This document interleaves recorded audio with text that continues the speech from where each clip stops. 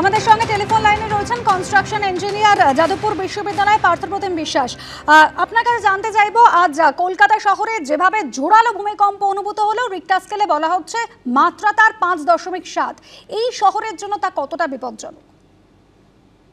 হ্যাঁ, প্রথমেই বুঝতে হবে যে আমাদের শহরটা একটা নরম কাদামাটির উপরে দাঁড়িয়ে রয়েছে, যে শহরের মাটির ভারবহন ক্ষমতা সাধারণভাবেই কম।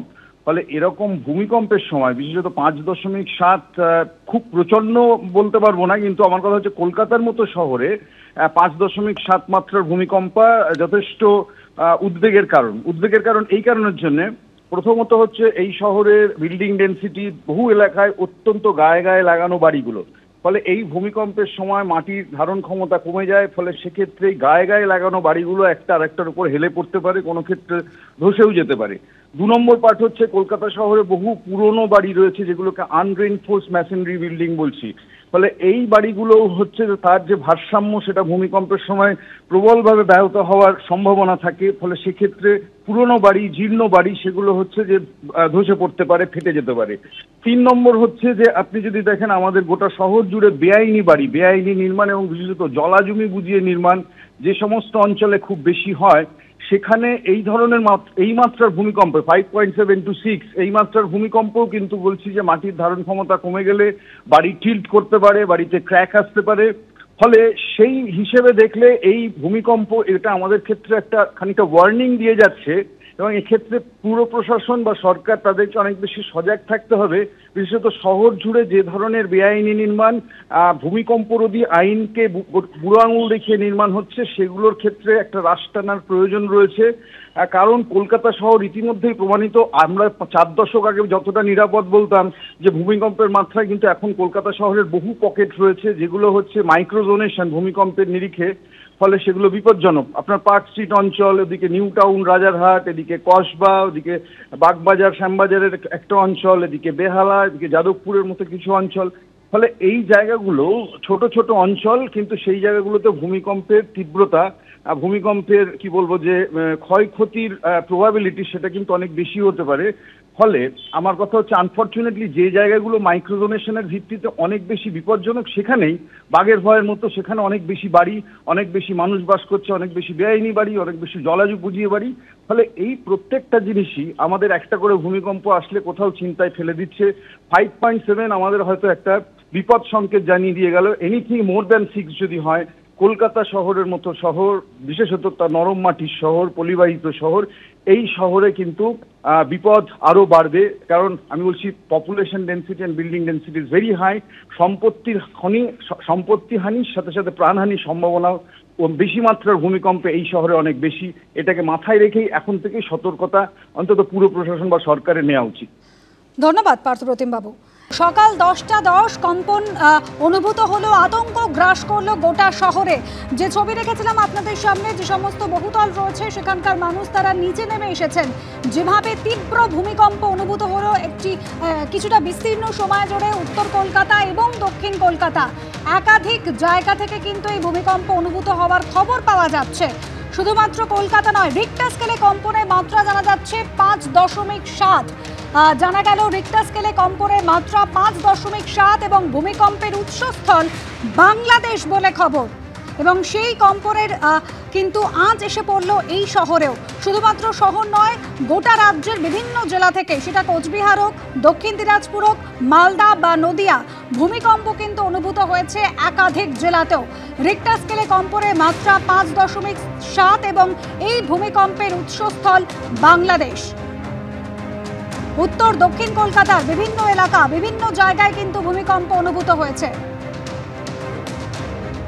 কম্পন অনুভূত হয়েছে কোচবিহারেও, কম্পন অনুভূত হয়েছে দক্ষিণ দিনাজপুরের একাধিক জায়গা থেকে। সকাল 10টা 10 আচমকাই কিন্তু ভূমিকম্প, এবং আতঙ্ক গ্রাস করলো মুহূর্তের মধ্যে শহরের মানুষকে। যারা বহুতলে ছিলেন তারা নেমে এলেন নিচে, কারণ ভূমিকম্প অনুভূত হয়েছে বেশ কিছুটা সময় ধরে। অরিত্রিক ভট্টাচার্য আমাদের প্রতিনিধি রয়েছেন আমাদের সঙ্গে। অরিত্রিক, ভূমিকম্প অনুভূত হলো শহর সহ একাধিক জেলাতে, জানা যাচ্ছে যেটা রিক্টার স্কেলে মাত্রা 5.7। আর কি জানা যাচ্ছে? দেখো, প্রাথমিকভাবে যেটা জানা যাচ্ছে, এই যে ভূমিকম্প অনুভূত হয়েছে গোটা শহরে এবং কলকাতা সহ দক্ষিণবঙ্গে এবং উত্তরবঙ্গেরও কিছুটা অংশে অনুভূত হয়েছে। তার যে মূল উৎস সেটা হচ্ছে বাংলাদেশের টুঙ্গি থেকে 23 কিলোমিটার পূর্ব এবং নরসিংদী থেকে দক্ষিণ পশ্চিমে প্রায় 11 কিলোমিটার দূরে এই ভূমিকম্প হয়েছে। এবং যেটা জানা যাচ্ছে, বাংলাদেশের স্থানীয় সময় 10:38-এর সময় এই ভূমিকম্প হয়েছে, অর্থাৎ ভারতীয় সময় 10:08-এ এই সময় কিন্তু এই ভূমিকম্প অনুভূত হয়েছে। এবং প্রাথমিকভাবে যেটা এখনো পর্যন্ত বলা হচ্ছে ন্যাশনাল সেন্টার অফ সিসমোলজির তরফ থেকে, যে ভূমিকম্পের যে মূল কেন্দ্র সেটা ভূপৃষ্ঠ থেকে 35 কিলোমিটার গভীরে এবং তার জেরেই কিন্তু এই ভূমিকম্প হয়েছে।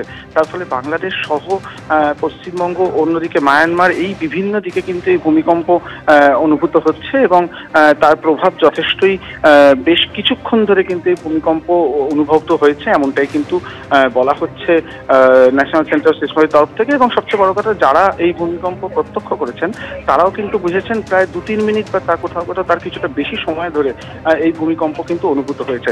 সার্বিকভাবে এখনো পর্যন্ত যেটা জানা যাচ্ছে, বাংলাদেশের টুঙ্গি এলাকা এই ভূমিকম্পের উৎস, ভূপৃষ্ঠ থেকে 35 কিলোমিটার গভীরে এই ভূমিকম্প হয়েছে এবং এখনো পর্যন্ত উৎসস্থল বা তার কাছাকাছি যে জায়গাগুলো সেখানে কতটা কি প্রভাব পড়েছে সেটা, যেহেতু ভূমিকম্প প্রায় 8 ঘন্টাও হয়নি এখনো হয়েছে, সেই বিষয়টা কিন্তু স্পষ্ট নয়। তবে আমরা কিছুটা দূরে বসে এই পশ্চিমবঙ্গে বা দক্ষিণবঙ্গের বিভিন্ন জেলাতে, বিভিন্ন শহরে কিন্তু এই ভূমিকম্পের যে অনুভূতি সেটা কিন্তু অনেকটাই হয়েছে। এমনকি উত্তরবঙ্গেরও বেশ কিছুটি জায়গায়, উত্তরবঙ্গের মধ্যে যে জায়গাগুলো একটু দক্ষিণের দিকে, সেখানেও কিন্তু অনুভূত হয়েছে এই ভূমিকম্প। এবং পাশাপাশি মায়ানমারে ভূমিকম্প অনুভূত হয়েছে, বাংলাদেশের বিস্তীর্ণ এলাকায় ভূমিকম্প অনুভূত হয়েছে এবং প্রাথমিকভাবে যে রিপোর্ট পাওয়া যাচ্ছে, নেপালেরও কোথাও কোথাও এই ভূমিকম্প অনুভূত হয়েছে। সার্বিকভাবে রিক্টার স্কেলে যে মাত্রা বলা হচ্ছে 5.7, সেটা কিন্তু খুব একটা হীন ভূমিকম্প এটাকে একেবারেই বলা যায় না, যথেষ্ট শক্তিশালী ভূমিকম্প। কারণ এর আগেও আমরা দেখেছি যে 5-এর বেশি যে ভূমিকম্প, তাতে কিন্তু অনেকটা ক্ষয়ক্ষতি হয়েছে বিভিন্ন জায়গায়, আমরা সেটা দেখতে পেয়েছি। এবারের ভূমিকম্পের রিক্টার স্কেলে মাত্রা 5.7, তার জেরে কতটা প্রত্যক্ষ ক্ষয়ক্ষতি হয়েছে আপাতত সেদিকেই নজর দেওয়ার। একেবারে অরিত্রিক, সঙ্গে থাকো। যেভাবে ভূমিকম্প 5.7 তার রিক্টার স্কেলে মাত্রা, তীব্র কম্পন অনুভূত হলো শহরের বুকে। শুধুমাত্র শহর কেন, একাধিক জেলা, সেখানেও কিন্তু কম্পন অনুভূত হলো। কোচবিহারের পরিস্থিতি জানবো, আমাদের প্রতিনিধি শুভেন্দু ভট্টাচার্য রয়েছেন আমাদের সঙ্গে। শুভেন্দু, দেখো, কিছুক্ষণ আগেই কিন্তু হঠাৎ এই ভূমিকম্পে কেঁপে ওঠে কোচবিহার জেলার বিভিন্ন এলাকায় সাধারণ মানুষ, তারা কিন্তু অনুভব করেন। বিশেষত যারা বহুতলগুলিতে থাকেন তারা কিন্তু এই যে ভূমিকম্পের অনুভব করেছেন, কিন্তু রাস্তাঘাটে যারা চলাচল করছিলেন তারা কিন্তু ব্যাপারটা কিছু বুঝতে পারেননি, কারণ ভূমিকম্পের এখানে অত্যন্ত মৃদু ভূমিকম্প হয়েছে এবং কয়েক সেকেন্ড তার স্থায়িত্ব ছিল, যার ফলে অনেকেই কিন্তু সেটা বুঝতে পারেনি। কিন্তু যারা বাড়ি ঘরে ছিলেন তারা কিন্তু এই ভূমিকম্পের তীব্রতা বুঝতে পেরেছেন, অনেকেই বাড়ির বাইরে বেরিয়ে আসেন। তবে এখনো পর্যন্ত কিন্তু ক্ষয়ক্ষতির কোনো কিছু বিশেষ কিছু পাওয়া যায়নি। তবে এই যে এর আগেও কিছুদিন আগেও কিন্তু কুচবিহারে ভূমিকম্প অনুভূত হয়েছিল এবং তারপরে ফের আবার এই ভূমিকম্প অনুভূত হলো, যার ফলে কিন্তু যথেষ্টই আতঙ্কিত সাধারণ মানুষ। এবং যেটা বলা হচ্ছে যে ভূমিকম্পের উৎসস্থল বাংলাদেশ এবং সেখান থেকে কিন্তু কোচবিহার বাংলাদেশের সীমান্তবর্তী এলাকা, যার ফলে কোচবিহারে এই কম্পন অনেকটাই অনুভূত হয়েছে। এবং যেটা দেখায়, প্রশাসন সূত্রে এখনো পর্যন্ত কিন্তু কোনো ক্ষয়ক্ষতি বা কিছুর হিসেব পাওয়া যায়নি। তবে মানুষ কিন্তু আতঙ্কিত রয়েছে এবং পরবর্তীকালে আফটার শক হয় কিনা সেই আতঙ্ক কিন্তু অনেকের মধ্যে রয়েছে। এবং সব মিলিয়ে আজকের সকালের ভূমিকম্পকে কেন্দ্র করে যথেষ্টই কিন্তু আতঙ্ক ছড়িয়েছে জেলার মানুষের মধ্যে। অবশ্যই আতঙ্ক কিন্তু রয়েছে শুভেন্দু। যেভাবে জোরালো ভূমিকম্প অনুভূত হলো কোচবিহারে, মাত্র ততটা তীব্র না হলেও যাদবপুরের ছবি রেখেছে আপনাদের সামনে। বিশেষ করে দক্ষিণ কলকাতায় একাধিক জায়গায় কিন্তু এই তীব্র ভূমিকম্প অনুভূত হলো এবং যেভাবে ঠিক সকাল 10:08 আচমকা কেঁপে উঠল শহরের মাটি। কম্পন অনুভূত হয়েছে কোচবিহার থেকে কাকদ্বীপ সর্বত্র, রিক্টার স্কেলে যার মাত্রা ছিল 5.7। এই ভূমিকম্পের উৎসস্থল প্রতিবেশী দেশ বাংলাদেশ। পশ্চিমবঙ্গের একাধিক এলাকায় ভূমিকম্প টের পাওয়া গিয়েছে। হুগলি, নদিয়া, মুর্শিদাবাদ অনুভূত হয়েছে মৃদু কম্পন। কম্পন শুরু হয় ঠিক সকাল 10:08। বেশ কয়েক সেকেন্ড কিন্তু তা স্থায়ী ছিল।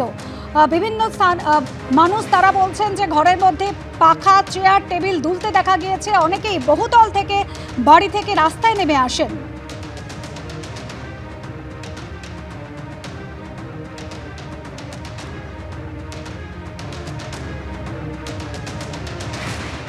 এবিপি আনন্দ, এগিয়ে থাকে, এগিয়ে রাখে।